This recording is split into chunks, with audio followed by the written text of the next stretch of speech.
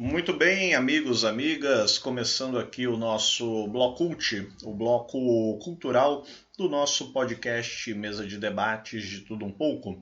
E muita informação, afinal de contas, como havia dito, estamos nos aproximando do aniversário de São José dos Campos. E, claro, né? Não poderia deixar de estar aqui verificando, fuçando, futricando notícias, entre outras questões interessantes, para falarmos aqui sobre o aniversário da nossa cidade e, claro, eventos, né, de uma forma geral que teremos aí. Claro, lembrando que esse é um programa que aborda também a cultura para além, né, do limítrofe de São José dos Campos, mas a princípio chega mais fácil, né? Tenho mais acesso aí a muitas coisas aqui locais. Mas para não ficar só também em São José dos Campos e Vale do Paraíba, falar do estado de São Paulo como um todo. No dia 9, amanhã, ou hoje, a depender de quando você estiver escutando essa matéria, esse podcast, teremos o feriado da tal Revolução Constitucionalista de 1932, ou Revolução de 32, ou Guerra Paulista, ou cacete que São Paulo tomou do Rio de Janeiro, ou seja lá o nome que vocês quiserem dar. Bom, a grande questão, né, apesar de ser um feriado e muitos acabam não trabalhando, folgando nessa data, uhul, e por isso a gente acaba gostando, né, evidentemente, embora eu vá trabalhar, né, mas enfim, até estou precisando por umas questões aí paralelas, mas independente disso,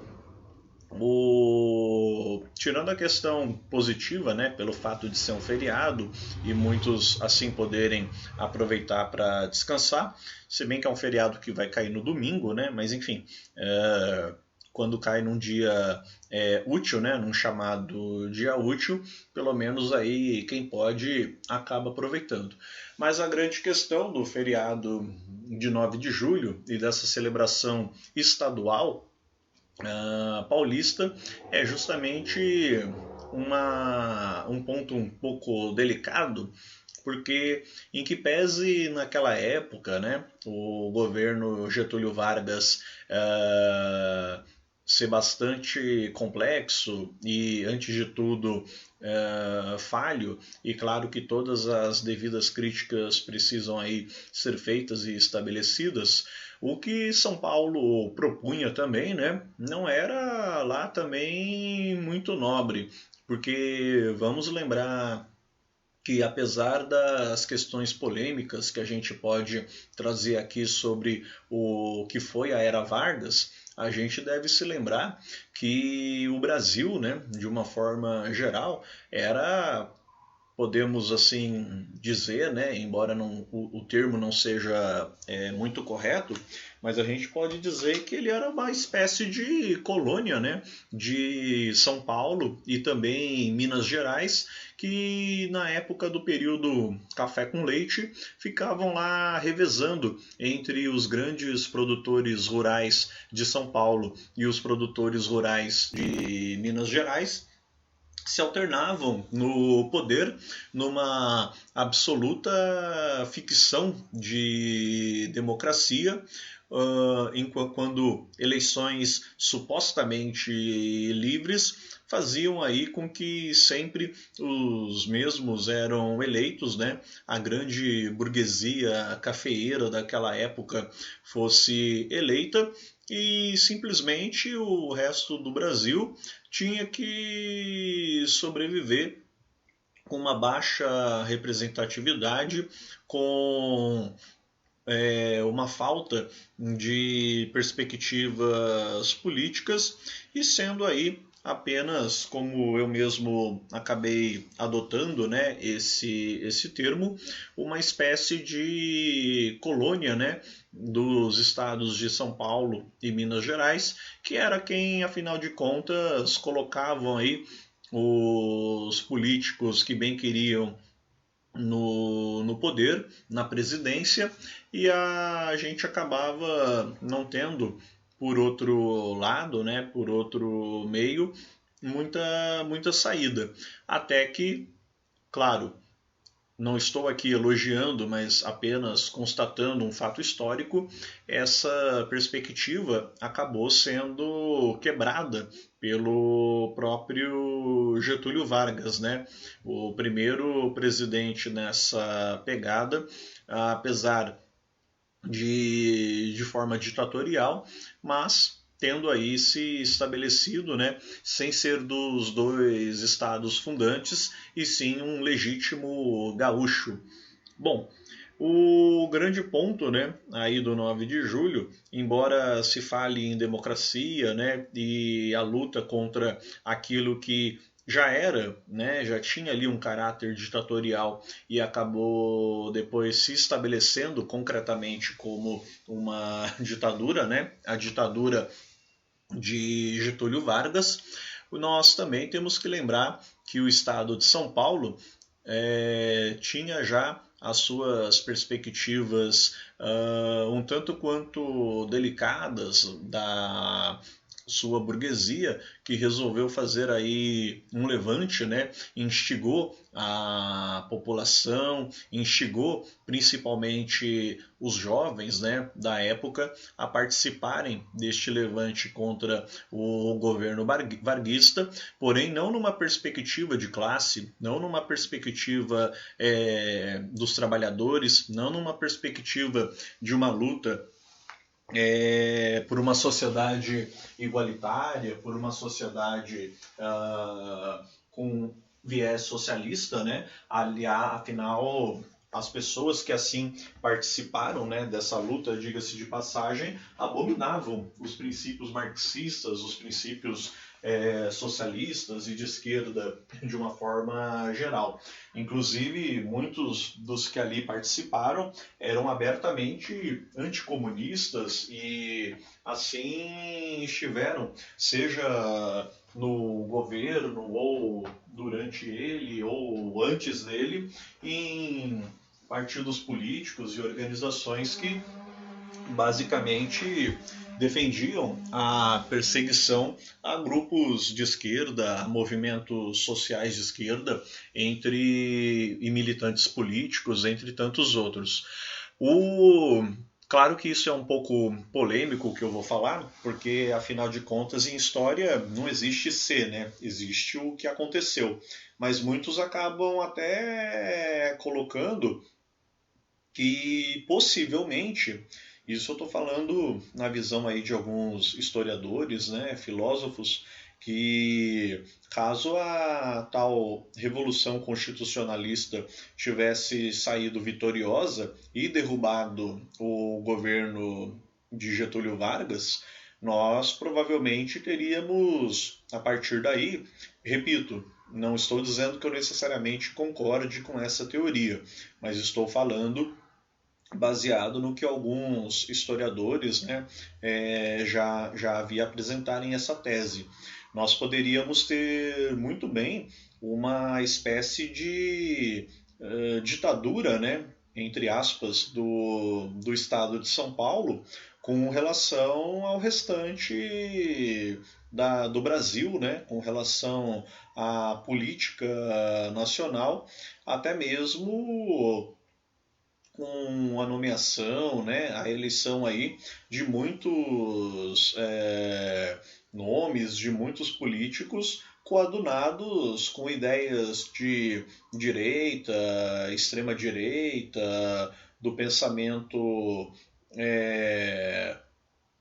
do pensamento integralista, entre outros aí que à época se juntaram para poder combater o governo Vargas. Repito, não estou aqui elogiando o governo Vargas, temos muitas críticas, foi uma ditadura de direita, como tantas outras que assim tivemos na América Latina. Porém, isso não significa que o outro lado, esse lado especialmente, fosse necessariamente melhor. Então, essa é a pegada que a gente está querendo colocar aqui, né? Aproveitando que o Blocult, até por ser um espaço cultural, um espaço para a gente sair um pouco do noticioso, mas trazer questões que a gente pode dar uma elaborada e até uma filosofada diferente, aproveitei aqui para trazer um pouco da nossa visão, né? Claro, isso é uma visão um pouco mais pessoal, né? Embora em linhas gerais acredito que todos os membros aqui do podcast, uns mais, outros menos, né? Mas vamos nessa linha, né? Do que eu estou falando aqui. E por essas e outras nós não celebramos, né? Embora paulistas, né? Nós não celebramos, não comemoramos e não damos esse ar de orgulho, né, paulista pelo que foi o levante, né, pelo que foi a atribuída Revolução Constitucionalista de 1932. Mas, de qualquer forma, né, a questão é que o feriado existe, a questão é que o feriado é celebrado. E por falar em feriado, vamos então com algumas notas aqui sobre a comemoração do aniversário de São José dos Campos, que contará com Rodriguinho, Supla, Netinho, entre outros.